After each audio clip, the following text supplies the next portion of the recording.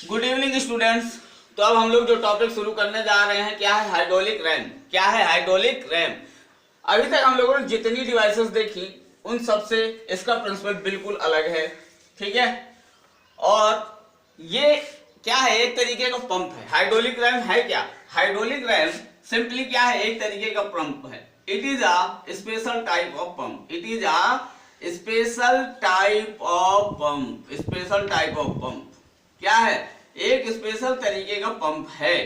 क्या है इसकी खासियत भाई? यदि स्पेशल तरीके का पंप है, it does not require any external power. It does not required any external power. Does not required any external power. इस पंप को चलाने के लिए आपको बाहर से किसी भी तरीके की एनर्जी देने की जरूरत नहीं है। क्या है इसकी खासियत?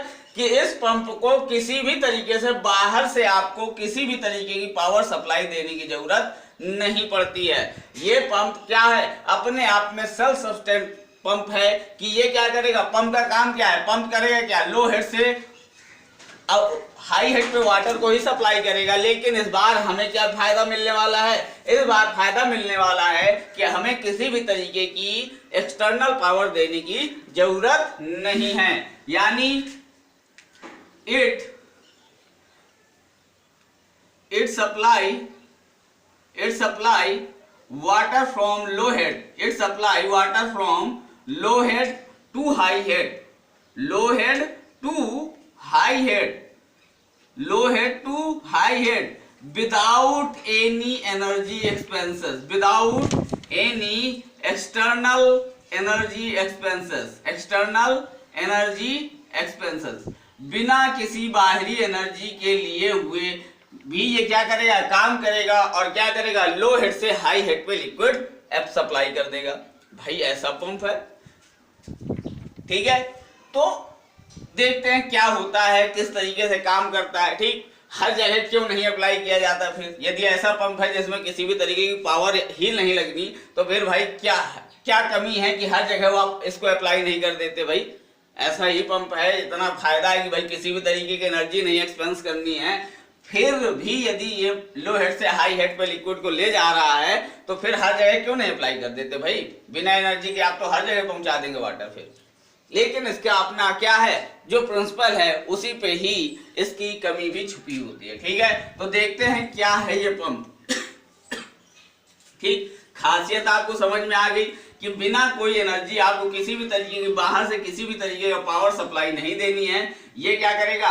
ये लिक्विड को लो हेड से हाई हेड पे ले जाएगा। तो भाई एनर्जी तो कहीं से लानी पड़ेगी। भाई ऐसी कोई मशीन आज तक आपने सुनी है जो कोई एनर्जी नहीं लेगी और वर्क करके दे देगी आपको? नहीं। तो एनर्जी कहां से आ रही है इसमें? तो ये it utilizes energy from a low head reservoir, from a low head liquid reservoir, low head liquid reservoir, and it utilizes energy from low head liquid reservoir and inertia pressure principle. Inertia pressure principle, या इसी को कह सकते हैं inertia pressure principal को, या फिर कह सकते हैं water hammering effect. Water hammering effect. Water hammering effect होता क्या है जरा समझते हैं। क्या कह रहा है? ये एनर्जी यूटिलाइज करने वाला है कहां से? लो हेड लिक्विड रिजर्वायर से, ठीक है। और साथ में ये यूटिलाइज करेगा वाटर हैमरिंग इफेक्ट को। किस लिए? लो हेड से हाई हेड पे लिक्विड को पहुंचाने के लिए। बाहर से आपको किसी तरीके की एनर्जी नहीं देने वाले हैं। तो चलिए देखते हैं किस तरीके का पंप है। तो कंस्ट्रक्शन समझते हैं सबसे पहले। तो सबसे पहले आपके पास एक सप्लाई रिजर्वायर है। कैसा है ये? सप्लाई रिजर्वायर है। सप्लाई रिजर्वायर है, लो हेड सप्लाई रिजर्वायर है, ठीक है। यहां से आप क्या करने वाले हैं? यहां से ये लिक्विड फ्लो कराएंगे आप, ठीक है। ये लिक्विड फ्लो कराएंगे और इसे भरेंगे, इसको वाल्व चेंबर। क्या है ये? आपका वाल्व चेंबर है। क्या है, वॉल्व चेंबर है। ये लिक्विड जाकर के यहाँ पे क्या करेगा, इस वॉल्व चेंबर में भरना शुरू करेगा। ठीक है, इस वॉल्व चेंबर में एक तो ये आपके पास वॉल्व है, ठीक, एक वॉल्व है बी, जिसे आप कह सकते हैं वेस्ट वाटर वॉल्व। क्या है ये, वेस्ट वाटर वॉल्व। ये क्या है, वेस्ट वाटर वॉल्व। ठीक, फिर इसके बाद आपके पास यहाँ एक वॉल्व है जो है डिलीवरी वॉल्व। क्या है ये, इसे आप कह सकते हैं डिलीवरी वॉल्व, जो कि डिलीवरी पाइप से कनेक्ट है। ठीक है, ये क्या है, डिलीवरी पाइप है। ठीक है, डिलीवरी पाइप है। और ये है आपका high head delivery reservoir, high head delivery reservoir, जहां पे आपको वाटर पहुंचाना है, डिलीवरी रिजर्वायर। ठीक है, अब देखते हैं फिर इसके ऊपर ये जो डिवाइस कनेक्ट की गई है, ये है मेरी एयर विसल। क्या है ये, एयर विसल है। क्या है, एयर विसल है। क्या है ये, एयर विसल है, जिसमें क्या है, एक कंप्रेस्ड एयर भरी जाती है। ठीक है, एयर विसल को अभी और डिटेल में आप लोग डिस्कस करेंगे, किसमें, रेसिप्रोकेटिंग पंप में। मैंने अभी एयर वेसल को इसीलिए वहां पे छोड़ रखा है कि एयर वेसल को अभी डिटेल में डिस्कस करने वाले हम लोग एयर वेसल को। अभी केवल इतना समझ लीजिए, एयर वेसल एक तरीके की क्या है, डिवाइस है, जिसमें क्या है, कंप्रेस्ड एयर भरी होती है। क्या होती है, कंप्रेस्ड एयर भरी होती है। और इसका मेन फंक्शन होता है किसी जगह पे वाटर सप्लाई को कांस्टेंट बनाना। क्या होता है, वाटर सप्लाई को कांस्टेंट बनाने का काम करती है। ठीक है, no extra another function, only water supply को कांस्टेंट बना करके रखने का काम करती है। इसमें एक तरीके की ड्रेन कॉक है। ड्रेन कॉक ये करती है कि जब कभी यहाँ से कंप्रेस्ड एयर इसकी खत्म हो जाती है तो कंप्रेस्ड एयर थोड़ी बहुत भरने का काम करती है ये मेरा यहाँ पे। ठीक है, एयर वेसल में। अब जरा देखते हैं, ये तो कंस्ट्रक्शन हो गया। कंस्ट्रक्शन से अब देखते हैं क्या होता है, किस तरीके से वर्किंग प्रिंसिपल की ओर जाते हैं। क्या देखते हैं, वर्किंग प्रिंसिपल की ओर देखते हैं। ठीक, कंस्ट्रक्शन समझ में आया। कंस्ट्रक्शन में क्या क्या है, मेरे पास एक लो हेड सप्लाई रिजर्वायर है, दूसरा वॉल्व चेंबर है। वॉल्व चेंबर में दो वाल्व लगे हुए हैं। एक है मेरा ये क्या है, एयर विसल वॉल्व। क्या है ये, एयर विसल की तरफ जाने वाला वॉल्व है, तो एयर विसल वॉल्व है या। ठीक है, दूसरी तरफ है ये वेस्ट वाटर वॉल्व। फिर ये है एक मेरे पास डिलीवरी वॉल्व है। ठीक, ये एक दो यहाँ वॉल्व लगे हुए हैं। ठीक, फिर इसके बाद ये यहाँ से डिलीवरी पाइप कनेक्ट है, जो कि डिलीवरी रिजर्वायर तक जाएगी।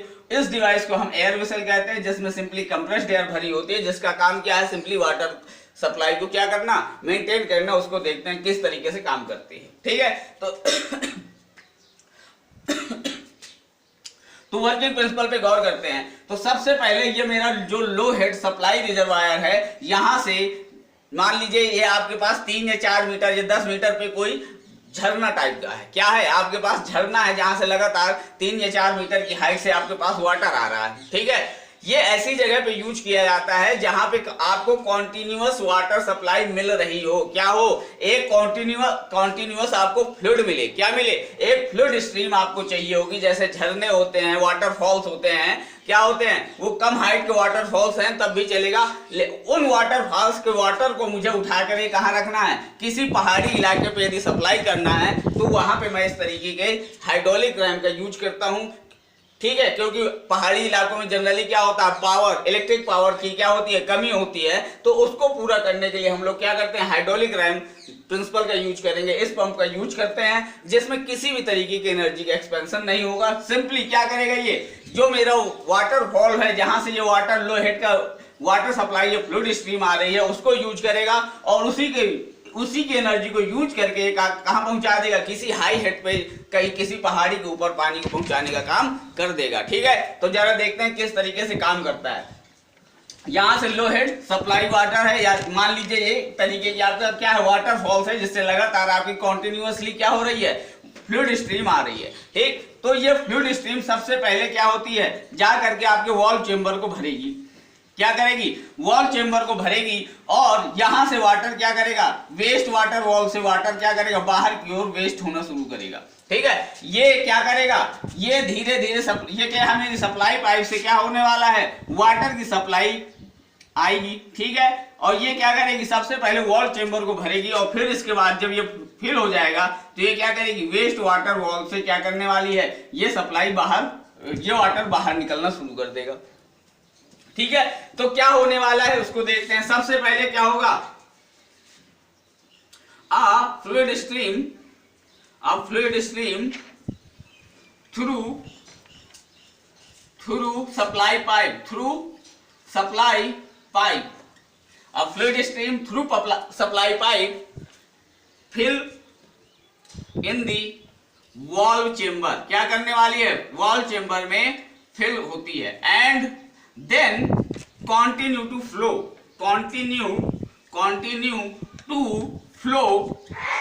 from waste water valve, कहां से, वेस्ट वाटर वॉल से। अब यहां से वाटर आ रहा है, इसको वाटर चेंबर में भर रहा है, वाटर जब भर जाएगा तो ये वेस्ट वाटर वॉल मेरा उस समय खुला होगा, ये मेरा क्या होगा उस समय, ए वॉल जो ये एयर वेसल की तरफ है ये क्लोज्ड होगा, तो यहां से वाटर क्या करेगा, वेस्ट होना शुरू करेगा। ये वेस्ट वाटर वॉल्व इसीलिए नाम दिया गया है क्योंकि क्या है, यहां से वाटर जाएगा, इसको बाहर निकलना, वेस्ट होना शुरू करेगा। अब क्या होगा, जब ये हमारे वाल्व चेंबर को भर रहा होगा, उस समय किसी टाइम कुछ समय बाद क्या होगा, यहाँ पे धीरे धीरे जब ये वेस्ट वाटर वॉल्व के पास पहुंचेंगे हम लोग, तो क्या होने वाला है, धीरे धीरे हमारी वेलोसिटी ऑफ फ्लो इंक्रीज करेगी।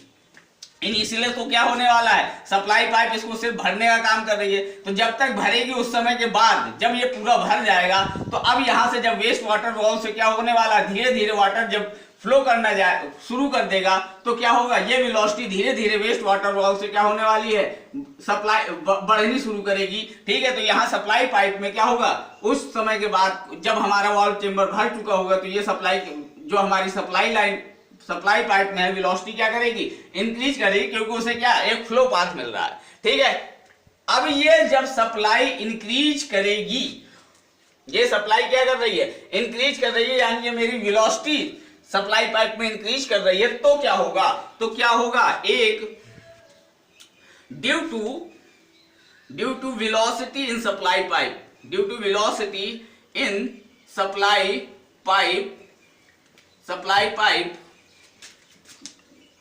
थ्रू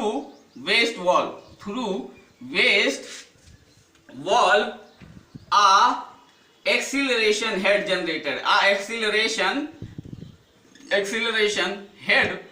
जनरेटेड, क्या कर रहा है, एक तरीके का एक्सीलरेशन हेड जनरेट होगा, जो कि simply v0 square upon T G. मान लीजिए किसी v0 वेलोसिटी से यहां से वेस्ट वॉल्व से जा रहा है, तो इस तरीके का एक क्या होगा, काइनेटिक एनर्जी हेड होगा ना इसके पास, वाटर के पास। ठीक है, साथ में, ठीक है, and also there is pressure head due to liquid column,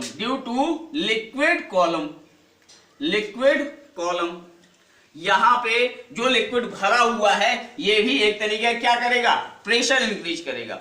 अब जैसे जैसे ये वेलोसिटी इंक्रीज करती जाएगी, ठीक है, तो ये मेरा क्या, v0 स्क्वायर अपॉन 2g भी बढ़ता चला जाएगा। यदि मेरी ये वेलोसिटी वेस्ट वाटर से क्या हो रही है, बढ़ती चली जा रही है, तो ये मेरा इंक्रीज करता जाएगा। और एक कंडीशन ऐसी आ जाएगी, when v0 square upon 2g plus static, ये मेरा क्या है, डायनामिक हेड है क्योंकि काइनेटिक एनर्जी की वजह से आ रहा है, प्लस स्टैटिक हेड जो कि हमारा यहाँ पे वाटर भरा हुआ है, इसकी वजह से क्या होता है, जब किसी भी कंटेनर में आप लिक्विड भरते हो, तो वो लिक्विड क्या करता है, एक तरीके का प्रेशर अप्लाई करता है, अपनी चारों तरफ क्या करता है, जहां यदि आप मान लीजिए किसी कंटेनर में लिक्विड भरे हैं, तो वो क्या कर रहा है, उसमें एक प्रेशर अप्लाई करता है ऑटोमेटिकली, किसमें, वॉल्स में, कंटेनर की वॉल्स में क्या करता है, प्रेशर अप्लाई करता है, उसे हम स्टैटिक हेड कह रहे हैं। ठीक, ये डायनामिक हेड है और स्टैटिक हेड इंक्रीज कर जाएंगे। एक समय ऐसी आएगी कि क्या हो जाएगा, ये डायनामिक हेड और स्टैटिक हेड इंक्रीज कर जाएंगे weight of the waste water valve. क्या होगा, वेस्ट वाटर वॉल्व। जब ये स्पीड भी बढ़ती चली जा रही है और स्टैटिक हेड तो पहले से ही है, तो क्या होगा, ये जब जो हमारा इसका वेस्ट वाटर वॉल्व का वेट है, ये इससे क्या हो जाएगा, ये प्रेशर यदि ज्यादा हो जाएगा, तो क्या करेगा, ये इसको सडनली क्या कर देगा, क्लोज कर देगा। क्या कर देगा, क्लोज कर देने वाला है। क्या करेगा, वेस्ट वाटर वॉल्व को क्या कर देगा, क्लोज कर देगा ना ये। ठीक है, क्लियर है ना यहां तक। क्या हो रहा है, शुरू में मेरे पास जो फ्लूइड स्ट्रीम अवेलेबल है उसको क्या किया मैंने, वाल्व चेंबर में भरना शुरू किया। वाल्व चेंबर में जब भरना शुरू किया तो भरने के बाद वेस्ट वाटर वाल्व के थ्रू क्या हो गई, सप्लाई वहां से बाहर जाने लगी, वेस्ट होने लगा वाटर, और उसकी वेलोसिटी क्या होने लगी, लगातार धीरे धीरे इंक्रीज करने लगी। और जब ये इंक्रीज करते हुए इस कंडीशन में पहुंच गई कि आपका डायनामिक हेड और स्टैटिक हेड क्या हो जाएगा, ज्यादा हो जाएगा weight of waste water valve. जैसे ही ये वेस्ट वाटर वॉल्व से ज्यादा हो जाएगा देन क्या हो जाने वाला है, वेस्ट वाटर वॉल्व क्या हो जाएगा, क्लोज हो जाएगा। क्लोजर इंस्टेंटली क्या होने वाला है, जैसे ही ये कंडीशन सेटिस्फाई करेगी कि हमारा डायनामिक हेड और स्टैटिक हेड ज्यादा हो जाएगा वेस्ट वाटर वॉल्व के वेट से, तुरंत मेरा क्या हो जाएगा, वेस्ट वाटर वॉल्व धार से बंद होने वाला है। क्या होगा, तेजी से बंद हो जाएगा, क्लोज हो जाएगा। और जैसे ही यहाँ पे किसी भी पाइप को यदि आपने अचानक सप्लाई जा रही है, आपने क्या कर दिया, उसकी सप्लाई को रोक दिया, तो क्या होता है, तुरंत वाटर हैमरिंग इफेक्ट जनरेट होगा। ठीक, due to instantaneous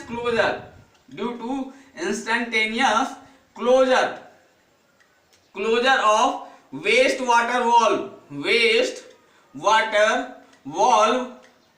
water hammering effect created. क्या होता है, water hammering effect created.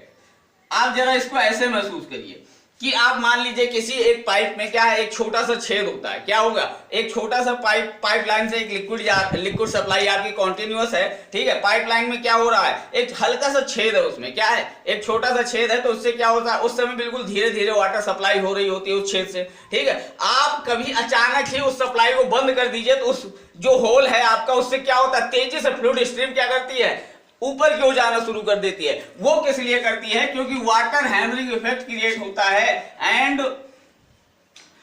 Due to water hammering effect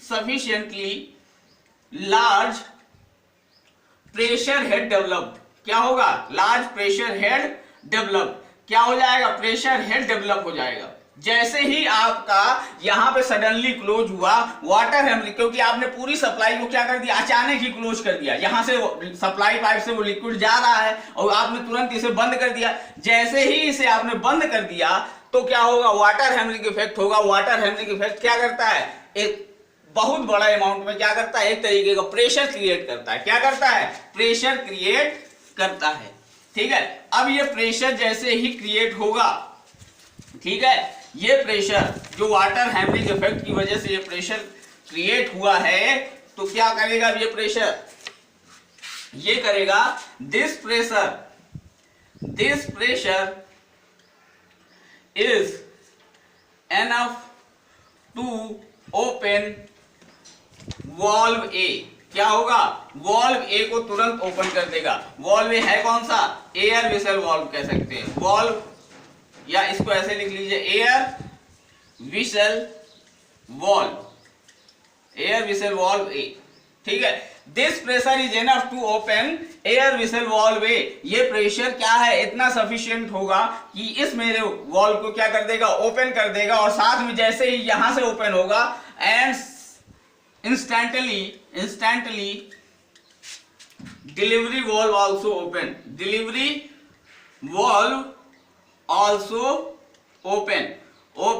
and supply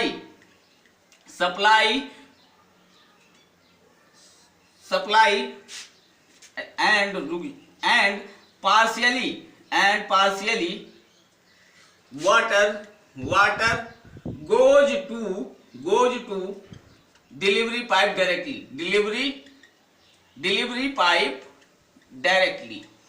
कुछ ना कुछ हुआ, जैसे ही क्या होगा, जैसे ही मेरा इनर्शिया प्रेशर जनरेट हुआ तो वो तुरंत वॉल्व ए को खोल देगा और डिलीवरी वॉल्व को खोल देगा, ठीक। ये इतना सफिशिएंट क्या होगा, प्रेशर क्रिएट करेगा।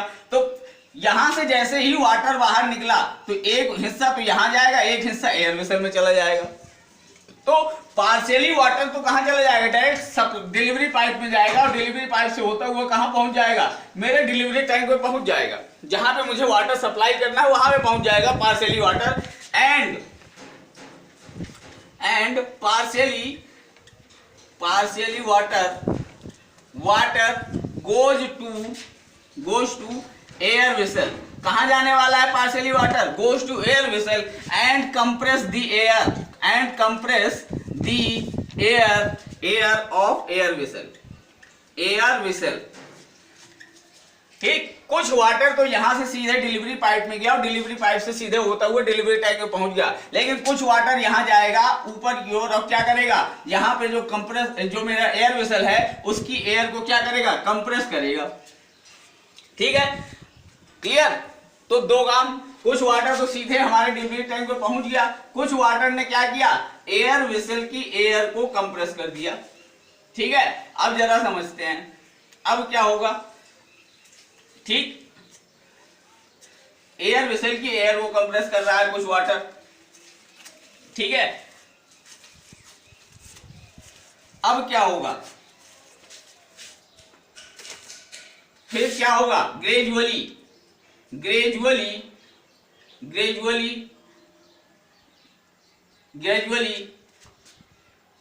Pressure of water hammering effect decreases. क्या हो जाएगा, जैसे ही क्या होगा, धीरे धीरे क्या हो जाने वाला है, जैसे ही वाटर यहां से कुछ हिस्सा यहां चला गया, कुछ हिस्सा यहां चला गया, तो फिर क्या हो जाएगा, ये मेरा वाटर हैमरिंग की वजह से जो क्या आया था, प्रेशर आया था, वो क्या कर जाएगा, अब डिक्रीज करेगा और क्या हो जाएगा, and then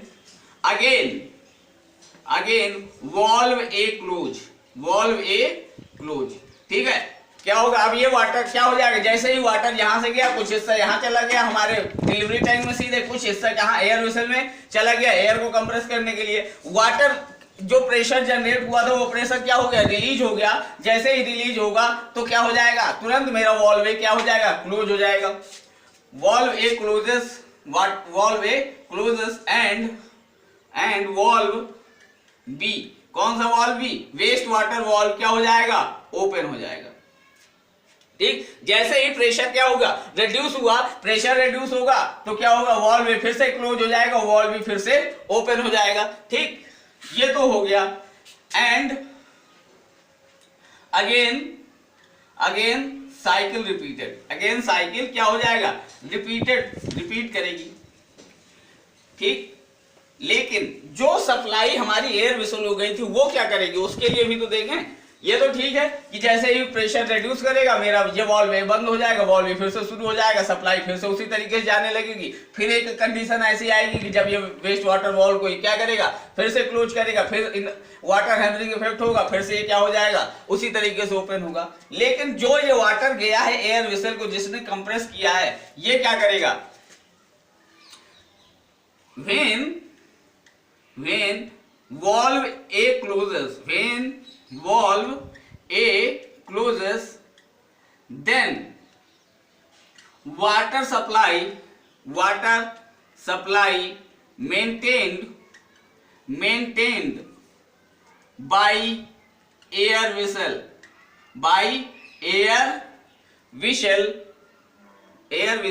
to delivery tank। ये क्या करने वाला है, जैसे ही हमारा क्या होगा, वाटर यहाँ पे भरा हुआ था, ठीक है, एयर वेसल में उसने वाटर क्या हुआ है, उसने कंप्रेस किया है एयर को, यहाँ भरा हुआ है। जैसे ही वॉल्व ए क्लोज होगा, लेकिन जैसे ही वॉल्व ए क्लोज होगा तो क्या होगा, ये डिलीवरी वॉल्व तो खुला हुआ है उस समय, डिलीवरी वॉल्व खुला हुआ तो ये वाटर वापस इस रास्ते से क्या होगा, वापस होगा हमारी एयर वेसल से, और क्या करेगा, इस रास्ते को फिर से करता हुआ क्या करेगा, इस वाटर सप्लाई को मेंटेन करते हुए फिर से कहां ले जाएगा, रिजर्वायर पे छोड़ने का काम करेगा। ठीक है, तो सिंपली तो मैं यहां से क्या कह सकता हूं, simple then we can say that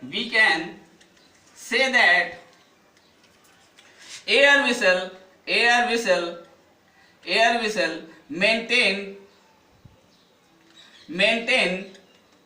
maintain water supply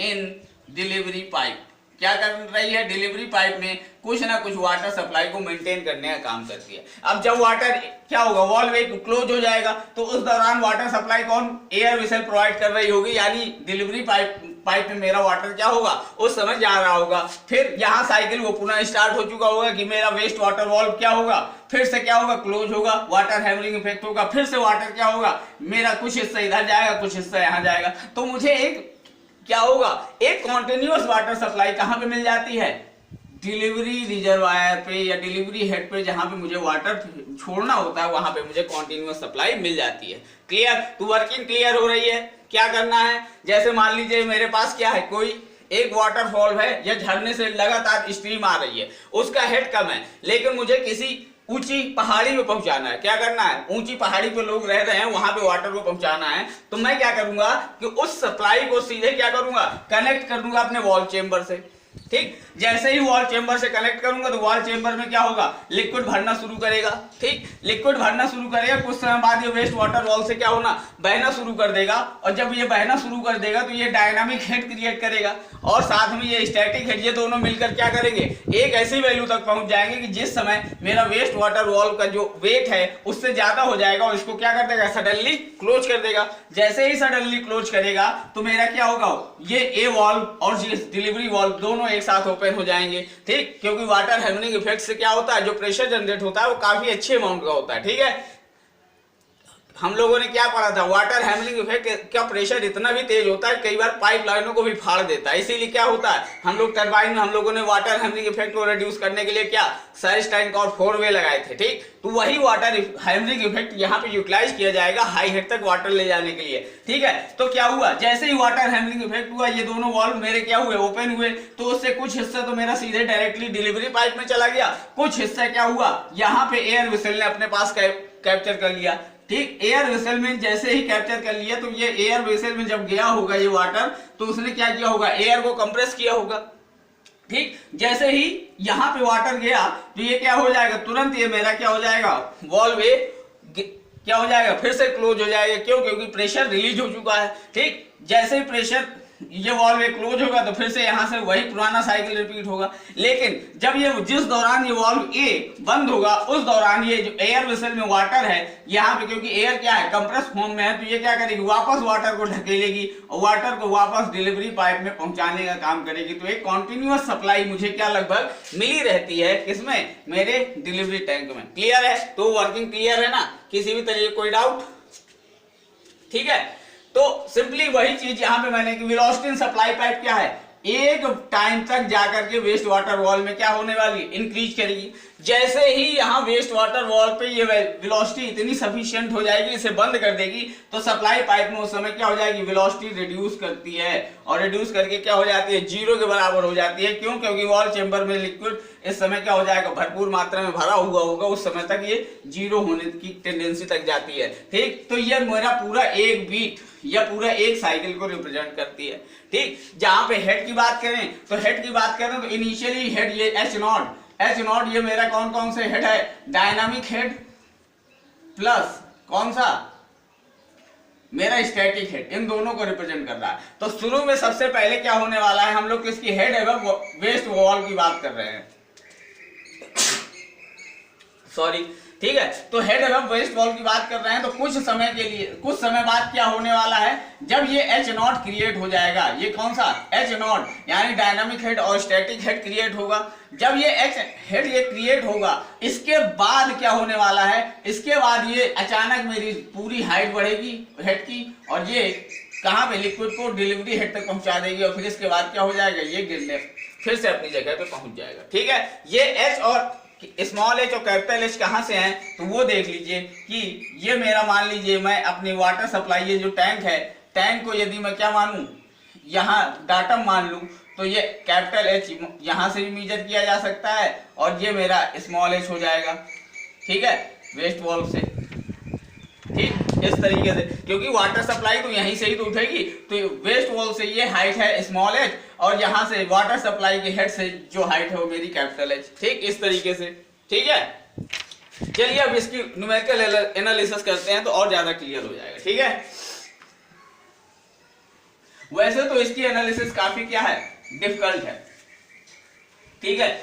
यदि वाटर हैमरिंग को इफेक्ट को भी कंसीडर करके यदि इसकी हम क्या करें, एनालिसिस करें, तो ये काफी डिफिकल्ट एनालिसिस हो जाएगी। लेकिन आपकी बुक में कुछ नहीं, सीधे इफिशियंसीज की बात की गई है। किसकी बात की गई है, इफिशियंसीज की ही बात की गई है। किसकी बात की गई है, सिर्फ इफिशियंसी निकालने की बात की गई है, ठीक है। तो हम लोग भी अपने डिस्कशन को केवल वहीं तक रखते हैं जो बुक में गिवन है। और बुकों में भी अलग अलग तरीके से इस चीजों को क्या किया गया है, इफिशियंसीज में भी क्या है, कंफ्यूजन है, ठीक है।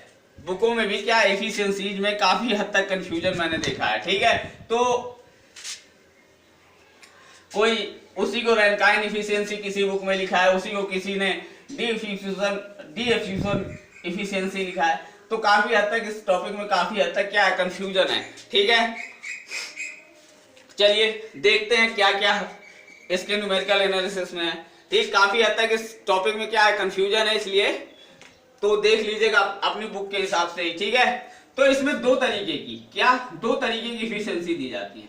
There are two ways to give efficiency, ठीक है। यदि इसका डिटेल्ड आपको चाहिए हो, क्या इसकी डिटेल्ड एनालिसिस चाहिए हो वाटर हैमरिंग इफेक्ट को कंसीडर करते हुए, तो आप मुझे क्या करेंगे, मेरे व्हाट्सएप पे पोस्ट करेंगे, तभी मैं इसको क्या करूंगा, इसकी डिटेल्ड एनालिसिस आपको भेजूंगा। अदरवाइज सिंपली क्या है, मैं सिर्फ इफिशियंसी जैसा बुकों में दिया हुआ है वैसे ही दिखाऊंगा, ठीक है। तो यदि मेरे पास दो तरीके की इफिशियंसी दी जाती है। नंबर एक है मेरे पास रैंकाइन इफिशियंसी। क्या है, रैंकाइन इफिशियंसी, ठीक है। और इसी को किसी ने क्या कहा है, डी एब्यूशन। किसी बुक में इसी को रैंकाइन इफिशियंसी कहा है, किसी बुक में इसी को डिफ्यूजन इफिशियंसी कहा गया है, ठीक है। तो अपना नाम देख लीजिएगा अपने बुकों के हिसाब से, ठीक है। किसी ने, ठीक है, इसी इफिशियंसी को डिफ्यूजन कहा है, किसी ने इसी को रैंकाइन इफिशियंसी कहा है, ठीक है। तो अपनी बुक के हिसाब से देख लेंगे, ठीक है। तो हम लोग देखते हैं कि रियल में हो क्या रहा है। तो जब हम बात कर रहे हैं पहले तरीके की इफिशियंसी को, तो मैं अपना डाटम कहां पे रख रहा हूं, datum considered at supply water tank head. कहां पे, at supply water tank surface. मैं अभी कहां पे रख रहा हूं अपना डाटम, मैं अपना डाटम यहां से, मैं अपनी डिस्टेंस कहां से मेजर करूंगा, इस सप्लाई हेड से। कहां से मेजर करने वाला हूं, इस सप्लाई हेड से अपनी डिस्टेंस मेजर कर रहा हूं, ठीक है। यदि मैंने इसको डाटम मान लिया है, तो मेरी ये हाइट मैंने मान रखी है कि मुझे जहां पे हेड पहुंचाना है, इस सप्लाई हेड से एच पहुंचाना है, और ये मेरा ये कहां से पहुंचाना है, यहां से। सिंपली क्या है, ये वेस्ट वाटर वॉल्व है, वहां से मेरी हाइट एच है, ठीक है। दो तरीके से एफिशिएंसी कैलकुलेट की गई है। पहला तरीका ये है कि डाटम मैंने कहां पे रख लिया, जो मेरी सप्लाई वाटर टैंक है उसकी अपर सरफेस पे रख लिया, ठीक है, क्लियर, ठीक है। किसी बुक में नहीं मिलेगा आपको, ठीक है, इसलिए समझ लीजिएगा ठीक से कि क्या गलतियां की गई हैं, और हर एक बुकों में लगभग कुछ ना कुछ गलतियां की गई हैं, ठीक। तो फिर भी अब जैसा बुकों में है उसी हिसाब से चलना पड़ता है, ठीक है। तो उन्होंने डाटम हम लोगों ने पहले में डाटम कहां पे मान लिया कि हमारे सप्लाई वाटर टैंक के सरफेस में मैंने डाटम मान लिया, ठीक है। अब जरा देखिए, सबसे पहले मुझे निकालना है weight of water supplied by tank. Weight of water supplied by tank, जो टैंक से वाटर सप्लाई होने वाला है उसकी बात करते हैं। तो मान लिया मैंने कि यहां से जो वाटर जा रहा है वो Q meter cube per second है। कितना है, small Q meter cube per second है, कितना है, क्यू। तो यदि वेट चाहिए तो ये मुझे मीटर क्यूब मिल चुका है, तो इसमें क्या कर दूं मैं, डेंसिटी से मल्टीप्लाई कर दूं, किससे, डेंसिटी से मल्टीप्लाई कर दूं और जी से मल्टीप्लाई कर दूं, तो ये क्या बन जाएगा, अब ये किलोग्राम नहीं, न्यूटन पर सेकेंड में कन्वर्ट हो जाएगा, किसमें, न्यूटन पर सेकेंड में। ये सिंपली क्या बन जाएगा, एम रो और क्यू, एम पर मास पर सेकेंड, या कहो केजी पर सेकेंड, ये क्या मास बन गया ना, डेंसिटी इनटू वॉल्यूम, सिंपली मास बन गया। मास यानी कहो किलोग्राम पर सेकेंड, और उसमें जी से आपने मल्टीप्लाई कर दिया, यानी mg निकाल लिया आपने। क्या निकाल लिया, mg क्या है, एक वेट है, वेट क्या है, सिंपली फोर्स होता है यानी न्यूटन। तो इस समय इसकी यूनिट क्या है, न्यूटन पर सेकेंड, ठीक है, क्लियर। आपने वेट निकाल लिया, क्लियर। और किस हाइट, हाइट कहां से आपकी, सिर्फ इस समय हाइट कितनी है, स्मॉल है, तो height from which supply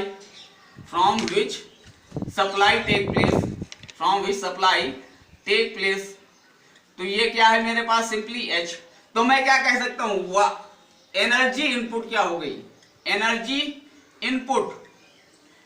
input क्या है इस हाइड्रोलिक रैम के लिए, तो सिंपली मेरे पास ये फोर्स है और ये हाइट है, तो मैं सिंपली ये क्या, यदि मैंने mg निकाल रखा है उसमें h से मल्टीप्लाई कर दूंगा तो ये मेरा mgh बन जाएगा ना, रो इंटू क्यू इंटू जी इंटू एच, ये सिंपली क्या लिखा हुआ है, mgh ही तो है, तो यही मेरा एनर्जी इनपुट है। क्या है मेरा, ये मेरा एनर्जी इनपुट है। क्लियर, ठीक। जहां पे ये क्या है, ये Q है, ठीक है, और ये क्या है, ये G है, स्मॉल g, ठीक है। अब इसके बाद बात करते हैं नेक्स्ट, आउटपुट पे ध्यान देते हैं। Weight of water supplied by, ठीक है, या वेट ऑफ वाटर रेज्ड लिख लीजिए, कितना रेज किया गया है, तो वेट ऑफ वाटर रेज्ड, उसकी बात करते हैं। जरा गौर से देखिएगा, चलिए इसको थोड़ा सा, इसे कैपिटल क्यू मान लीजिए, क्योंकि यहां से ज्यादा वाटर जाएगा ना, इसलिए इसको थोड़ा सा कैपिटल क्यू मान के चलिए, ठीक है। यहाँ पे इसे कैपिटल क्यू मानिए, और यहां से कम वाटर जाएगा इसलिए स्मॉल क्यू मान लीजिए, तो आपको आसानी रहेगी कि बड़ा क्यू का मतलब क्या, सप्लाई पाइप की तरफ जहां से ज्यादा वाटर डिस्चार्ज होगा, और स्मॉल क्यू का मतलब डिलीवरी टैंक की तरफ जहां कम वाटर जाएगा, ठीक है। तो यहाँ पे कम वाटर जाएगा, ठीक, Q meter cube per second, ठीक है। अब लेकिन हाइट यहाँ पे ज्यादा रहेगी इसलिए कैपिटल एच, ठीक है। अब जरा देखते हैं, तो वेट चाहिए फिर से, तो rho into small Q into जी, ये तो मेरा न्यूटन पर सेकंड आ गया, या कहो mg आ गया, वेट आ गया। फिर हाइट मुझे पता है, कितनी हाइट उठाई गई है, हाइट उठाई गई है h, तो मैं कह सकता हूँ एनर्जी जो आउटपुट में मिला है, क्या मिला है, एनर्जी आउटपुट, ठीक। एनर्जी आउटपुट मेरा हो जाएगा rho g Q into capital H, ठीक। ये दोनों मिल गए मुझे, और यदि दोनों मिल गए तो ये क्या बन गई, सिंपली एनर्जी इनपुट और एनर्जी आउटपुट का रेशियो तो इफिशियंसी कहलाता है, ठीक है। तो देख लीजिएगा आपके बुक में कौन सी इफिशियंसी इसको कहा गया है, दोनों का बस केवल डिवाइड मार दीजिए, पहली और दूसरी का, तो आपको एक इफिशियंसी मिल जाएगी। एनर्जी आपकी आउटपुट है rho g small Q into H, upon में ये रो जी, ये कैपिटल क्यू इंटू एच, तो ये रो जी से रो जी कैंसिल आउट हो जाएगा, क्यू एच और ये क्यू एच, ठीक है। कैपिटल क्यू कौन सा डिस्चार्ज है, सप्लाई पाइप की तरफ, और स्मॉल क्यू कौन सा डिस्चार्ज है, हमारी डिलीवरी पाइप की तरफ, ठीक है। ये इससे क्लियर रहेगा कि क्यू छोटा वाला है, यानी क्योंकि डिलीवरी तरफ क्या होगा, कम डिस्चार्ज होगा, यानी छोटा है, ठीक। और बड़ा क्यू है, इसका मतलब कहाँ, सप्लाई तरफ की है तो ज्यादा है, ठीक है, इस तरीके से। तो एक इफिशियंसी आपकी क्या हो गई, यहां से आ जाएगी, ठीक है, क्लियर। चलिए अब इसके बाद बात करते हैं दूसरी तरफ, ठीक है। अब क्या करना है, एक इफिशियंसी तो ये हो गई, ठीक है। दूसरे में भी किसी ने इसको क्या कहा, रैंकाइन इफिशियंसी कहा, किसी ने डिफ्यूजन इफिशियंसी, किसी बुक में मिलता है, ठीक। दूसरा वाला तरीका भी देख लेते हैं, उसमें भी नाम यही दो हैं, बस एक दूसरे से अदल बदल दिए गए हैं, रैंकाइन एंड डिफ्यूजन। अलग अलग बुकों में ये अलग अलग तरीके से नाम दिए जाते हैं, डिफ्यूजन इफिशियंसी, कोई इसको कहता है डिफ्यूजन, कोई उसे कहता है रैंकाइन इफिशियंसी, ठीक है। तो अपना देख लीजिएगा किस तरीके से है, ठीक। आपकी जिस बुक को आप फॉलो कर रहे हैं उसमें क्या दिया गया है, ठीक है। यहाँ पे बात करते हैं, ठीक। अभी हमने अपना डाटम कहाँ रखा था, सप्लाई हेड पे रखा था, कहाँ पे रखा था, सप्लाई हेड पे, ठीक है। लेकिन यदि मैं अपना डाटम शिफ्ट कर दूं, ठीक है, अब मैं अपना डाटम कहां शिफ्ट कर रहा हूं, जरा देखिएगा। अब मैं अपना datum now datum is considered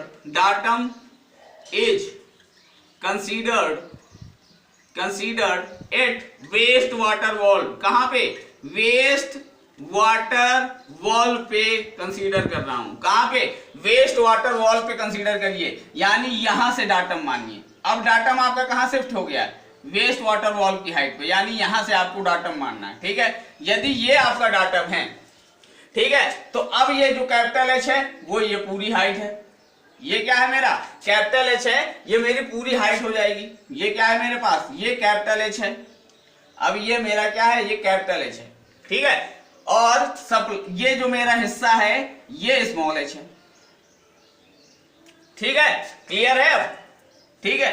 अब डाटम शिफ्ट होने से क्या आपको पता चल रहा है, डाटम आपने सिर्फ क्या किया, डाटम को शिफ्ट कर दिया आपने, ठीक। डाटम शिफ्ट हो गया, यानी जीरो लेवल मैं यहां से मेजर कर रहा हूं, यानी डिस्टेंस में कहां से, वेस्ट वाटर से वॉल से मेजर कर रहा हूं। तो अब ये मेरा टोटल एच होगा और ये मेरी एच होगी।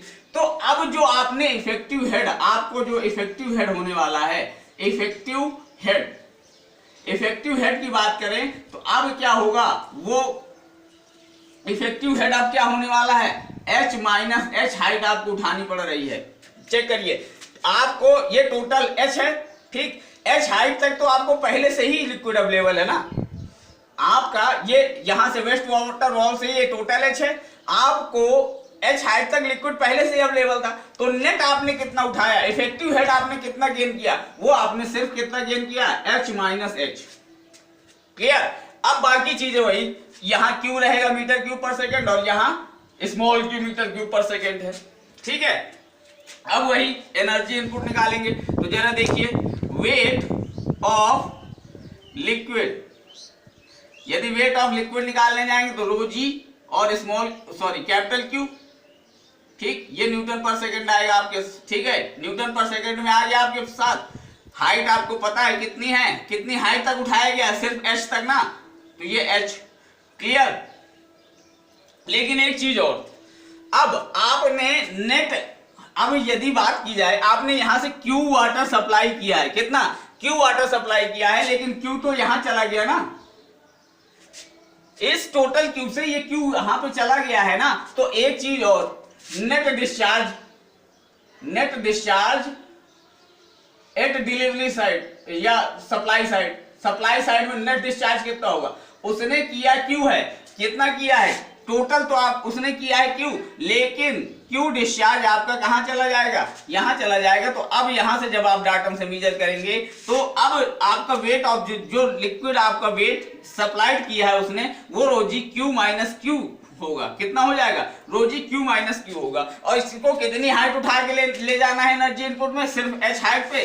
तो एनर्जी इनपुट क्या हो जाएगा, एनर्जी इनपुट, तो एनर्जी इनपुट की बात करी जाए तो rho g Q minus Q into H, ये मेरा पहली इक्वेशन एनर्जी इनपुट मिल गई। अब आउटपुट पे बात करते हैं, तो वेट ऑफ लिक्विड, तो यहां पे आप सिर्फ क्यू लिक्विड ही लेके जा रहे हैं, तो यहां पे कोई दिक्कत नहीं, रोजी क्यू ही लिखिए, ये न्यूटन पर सेकंड में, ठीक है। लेकिन अब यहां पे जो हाइट आपकी बात करेंगे, तो अब यहां पे नेट हाइट की बात करेंगे, इफेक्टिव हाइट की बात करेंगे, यानी H माइनस एच की बात करेंगे, ठीक है। और यदि मैं अब यहां पे एनर्जी आउटपुट की बात करूंगा, तो एनर्जी आउटपुट क्या हो जाएगा मेरा पास, एनर्जी आउटपुट हो जाएगा rho g Q H minus H हो जाएगा क्या, ठीक है। तो दोनों को अब डिवाइड कर दीजिए, आपको इफिशियंसी मिल जाएगी। तो rho g Q minus Q into H, ठीक है, और ये रो जी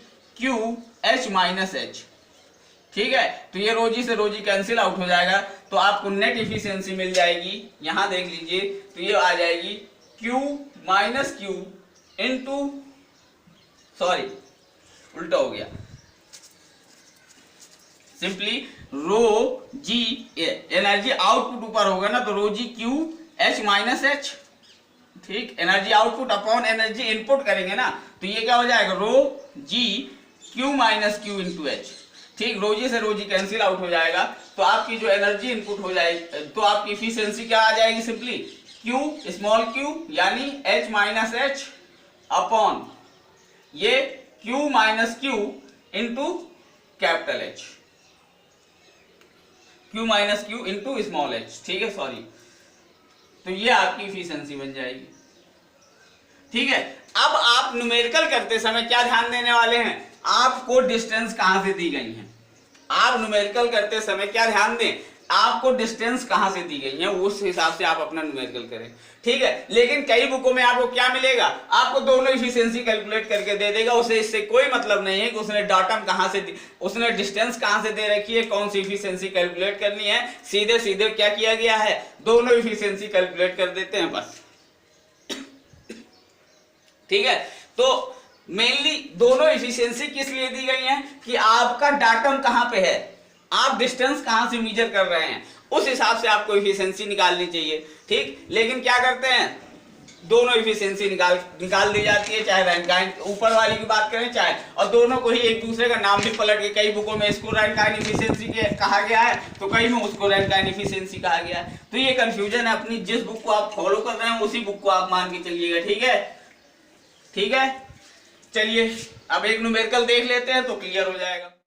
चलिए एक न्यूमेरिकल देखते हैं क्या लिखा हुआ है। The water is supplied at the rate of 3000 litres per minute from a height of 4 metre to a hydraulic ram. तो कहां से आपको हाइट दे रखी है, हाइड्रोलिक रैम, यानी ये वेस्ट वाटर वॉल से आपको हाइट दे रखी है, कितनी दे रखी है, 4 मीटर की हाइट दे रखी है, कितनी दे रखी है, 4 मीटर की। तो यहां से ये किसकी, इसका मतलब ये क्या बता रखा है, कैपिटल क्यू, ज्यादा डिस्चार्ज है यानी कैपिटल क्यू की बात कर रहा है, ठीक है। तो 3000 लीटर पर मिनट, ठीक। इसको आप कैसे में बदल दीजिए, 3000 लीटर पर मिनट को बदल लीजिए मीटर क्यूब पर सेकंड में, किसमें, मीटर क्यूब पर सेकंड में, तो यह आपका आ जाएगा 0.05 मीटर क्यूब पर सेकंड।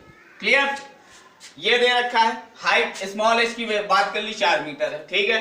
फिर क्या कह रहा है, कह रहा है विच रेजेस 300 लीटर्स ऑफ लिक्विड, यानी स्मॉल क्यू की भी बात कर दी कि कितना 300 लीटर पर मिनट लिक्विड भेज रहा है, यानी इसको भी 60 इंटू 1000 कर दीजिए, यानी 0.005 मीटर क्यूब पर सेकेंड आ जाएगा। Clear, to a height of 30 metre, यानी एच की बात कर दी है, height of 30 metre from the ram, इसको भी कहां से, डाटम से ही दिया गया, यानी अब डाटम का आपका कहां कंसीडर कर रखा है, वेस्ट वाटर वॉल से, यानी रैम से ही बात कर रखी है, ठीक है। क्लियर, यहां से बात नहीं की है, यहां से कोई बात नहीं की है, सिर्फ कहां से बात की है, यहां सिर्फ रैम से बात कर रखी है, ठीक है। लेंथ एंड डाया बता रखा है, तो लेंथ बता रखी है, जो पाइप जिसमें किसकी है, वो भी डिलीवरी पाइप है, डिलीवरी पाइप में जो लेंथ बता रखी है उसकी लेंथ बता दी है उसने, कितनी है कि 100 मीटर है, और जो डाया है डिलीवरी पाइप का वो बता रखा है 70 mm है। क्लियर, ठीक है। हमें एफिशिएंसी कैलकुलेट करनी है, ठीक है। तो और एक चीज और से रखिए, कोफिशिएंट ऑफ फ्रिक्शन बता रखा है एफ, कोफिशिएंट ऑफ फ्रिक्शन 009, ठीक है। फ्रिक्शन फैक्टर नहीं दिया, कोफिशिएंट ऑफ फ्रिक्शन बता रखा है, ठीक है, ध्यान रखिएगा। तो अब सबसे पहले बात करते हैं, यदि मुझे एफिशिएंसी चाहिए तो कौन सा एफिशिएंसी का फॉर्मूला है, पहली बात तो या पहले आप ये देखते हैं, ठीक है। हमें क्या चाहिए, एफिशिएंसी चाहिए, ठीक है, हमने क्यू कन्वर्ट कर लिया। अब सबसे पहले यदि उसने ये दे रखा है, क्या दे रखा है, ये चीजें आपको प्रोवाइड कर रखी हैं, तो इसका मतलब क्या है कि आपका कुछ ना कुछ हेड लॉस होने वाला है। क्या होने वाला है, हेड लॉस होने वाला है। हेड लॉस निकाल लीजिए, तो 4FL V² 2DG, तो 4 फ्रिक्शन कोफिशिएंट आपको 009 दे रखा है। यदि फ्रिक्शन फैक्टर दिया होता तो मैं सीधे सीधे F लिखता, ठीक है, लेकिन कोफिशिएंट ऑफ फ्रिक्शन दिया इसलिए 0.009 से करना पड़ेगा, ठीक है। लेंथ दे रखी है 100 मीटर की है, वेलोसिटी मुझे नहीं पता, अपॉन में 2G की वैल्यू 9.81 और D की वैल्यू पता है कि ये कितनी है 70 mm, ठीक है। अब वेलोसिटी कहां से गेन की जाए, तो मुझे डिलीवरी पाइप में डिस्चार्ज पता है ना, डिलीवरी पाइप में डिस्चार्ज कौन सा है, ये स्मॉल क्यू है ना, तो डिलीवरी चार्ज पाइप में यदि डिस्चार्ज पता है और डिलीवरी डाया पता है, तो मैं इससे एरिया निकाल सकता हूँ, एरिया ऑफ डिलीवरी पाइप क्या हो जाएगा, π/4 इंटू ये कितना 70 इंटू 10⁻³ का होल स्क्वायर।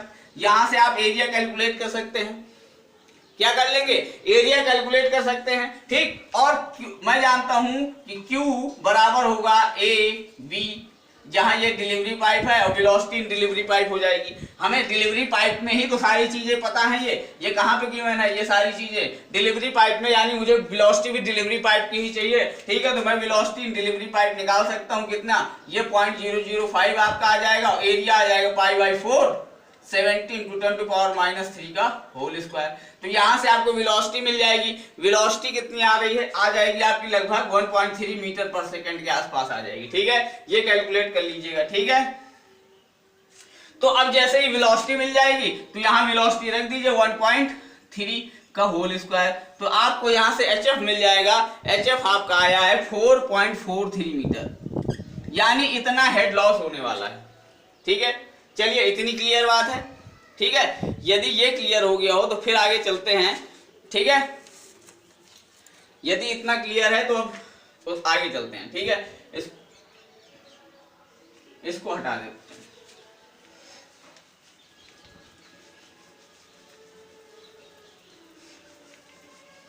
ठीक है, अब यहां देखते हैं। अब जरा देखिए, आपको लिक्विड कहां पे सप्लाई करना था, इस फ्रिक्शन हेड का इफेक्ट देखते हैं। आपको लिक्विड कहां पे सप्लाई करना था, आपको लिक्विड H हाइट पे सप्लाई करना था। कहां पे, आपको liquid H minus H height पे। यदि मैं कहां से, डाटम से बात कर रहा हूं, तो आपकी इफेक्टिव हाइट कितनी है, इफेक्टिव हेड आपको H माइनस H। आपका जो इफेक्टिव हेड है वो कितना होना चाहिए था, इफेक्टिव हेड इस समय आपका होना चाहिए था H माइनस H होना चाहिए था ना, लेकिन साथ में फ्रिक्शन है। ठीक, तो फ्रिक्शन हेड भी तो आपको सप्लाई करना पड़ेगा। क्लियर समझ रहे हैं? आपको सिर्फ मान लीजिए, यदि वैल्यूज के टर्म में बात करूं तो आपको सिर्फ यहां से 10 मीटर का हेड जनरेट करना था। इसको रैम को सिर्फ 10 मीटर का हेड जनरेट करना था, लेकिन ये जो 4 मीटर का फ्रिक्शन हेड जनरेट हुआ है, ये भी तो ये फ्रिक्शन भी तो इसको कवर करना पड़ेगा। तभी तो, यदि सिर्फ 10 का हेड जनरेट करेगा तो ये फ्रिक्शन का जो हेड होगा उसको कम कर देगा, और ये सिर्फ कहां पहुंचेगा, 6 मीटर तक ही पहुंचेगा। तो आपको अब इस समय कितना हेड जनरेट करना पड़ेगा, ये 4.43 प्लस जो इफेक्टिव हेड है वो आपको जनरेट करना पड़ेगा। यानी अब आपको 10 ना करके आपको कितना, 14 मीटर का हेड जनरेट करना पड़ेगा। या यदि सिर्फ वैल्यूज पे बात करें तो आपको कितना, 30, ये कितनी है, पूरी हाइट बता रखी है 30 मीटर की है, और यहां पे H बराबर कितना दे रखा है, 4। आपको रियल में 26 मीटर का हेड जनरेट करना था। ठीक है, आपको रियल में सिर्फ 26 मीटर का हेड जनरेट करना था, लेकिन इस फ्रिक्शन को भी तो कंपनसेट करना पड़ेगा। यदि आपको फ्रिक्शन को कंपनसेट करना है तो 4.43 मीटर का हेड भी आपने जनरेट किया होगा, यानी ओवरऑल कितना हो गया, 30.43 मीटर का हेड आपको इफेक्टिव हेड मिलेगा। ठीक है, फ्रिक्शन को कंसीडर कर लिया डिलीवरी साइड में। क्लियर? ठीक है, अब आपको इफेक्टिव हेड क्लियर हो गया, इतना आपको करना है। अब आप इफिशियंसी निकाल सकते हैं। तो इफिशियंसी सिंपली क्या है, चाहे तो पूरा प्रोसीजर करिए कि सबसे पहले एनर्जी इनपुट निकालिए। एनर्जी इनपुट की बात की जाए तो एनर्जी इनपुट क्या है आपके पास, रो जी तो आपका बिल्कुल फिक्स रहेगा। साथ में यदि डाटम पे बात कर रहे हैं तो यदि Q आपने सप्लाई किया है और उसमें से Q क्या हो गया होगा, यहां बाहर चला गया होगा, तो Q माइनस Q आ जाएगा, इनटू कितनी हाइट, सिर्फ H हाइट पे ही आपको सप्लाई करना था। क्लियर? इतना ये एनर्जी इनपुट होगा। ठीक, एनर्जी इनपुट क्या हो, तो रो जी उसी तरह रहने दीजिए। Q आपको पता है कितना है, कैपिटल Q 0.05 और स्मॉल q पता है 0.005। ठीक है, ये है, और h कितना है आपके पास, 4 मीटर का। ठीक, ये पहली इक्वेशन। फिर एनर्जी आउटपुट की बात करिए, एनर्जी आउटपुट की बात करिए तो रो जी तो फिक्स है। ठीक, कितना आपके डिलीवरी पाइप में गया है, सिर्फ Q। ठीक, और इसमें क्या होना चाहिए था, H माइनस H होना चाहिए था, लेकिन क्या साथ में क्या ये HFD भी रहेगा, क्योंकि आपने फ्रिक्शन की भी बात कर ली है। तो रो जी को उसी तरह रखिए। Q आपको पता है 0.005 आपको सप्लाई करना है, और आपके पास H कितना है, ये पूरा आपने कैलकुलेट कर रखा है, यानी 30.43 मीटर। क्लियर है? ठीक है, इतना आपने कैलकुलेट कर रखा है। ठीक, अब एनर्जी इनपुट और एनर्जी आउटपुट के लिए दोनों को डिवाइड मार दीजिए, आपकी इफिशियंसी आ जाएगी। ठीक है, अब बुकों में क्या किया गया है, वो यहीं पे यही चीज गलत की गई है कि भाई अब जब आपने यहाँ पे डाटा, आपको सिर्फ यहाँ से वैल्यूज पता है, तो आप यहाँ से वैल्यू क्यों मान के आप इफिशियंसी कैलकुलेट करते हैं, मुझे ये नहीं समझ में आता। तो इफिशियंसी क्या हो जाएगी, सिंपली एनर्जी आउटपुट आपको क्या मिला, ρg इंटू 0.005, ये 30 इंटू 43 मीटर, और यहाँ से आ जाएगा ये ρg इंटू ये 0.05 माइनस 0.005 इंटू 4, ये रोजी से रोजी कैंसिल आउट हो जाएगा। इफिशियंसी निकाल लीजिए, ये आपकी लगभग आ रही है 84.53। अब मुझे यही नहीं समझ में आता कि बुकों में दोनों इफिशियंसी हर बार आप क्यों कैलकुलेट करते हैं, जब आपको पता ही है कि आपने जो डिस्टेंस आपको कहां से दी गई है, सिर्फ ये डाटम से दी गई है। क्या आपको यहां से डिस्टेंस दी गई है क्या? जब आपको यहां से डिस्टेंस नहीं दी गई है तो आप इस इफिशियंसी को कैलकुलेट क्यों करते हैं? सिर्फ आप इस इफिशियंसी को कैलकुलेट करिए ना, ठीक है। तो आप ठीक है अपना देख लीजिएगा, ठीक है। तो आज का ये हाइड्रोलिक रैम मेरी तरफ से क्या हो गया, खत्म होता है, ठीक है। अब आपका एक डिवाइस बची हुई है गियर पंप, नहीं आपकी यूनिट 5 क्या हो जाएगी, खत्म हो जाएगी, ठीक है। तो आज के लिए इतना ही रखते हैं, ठीक है। Thank you.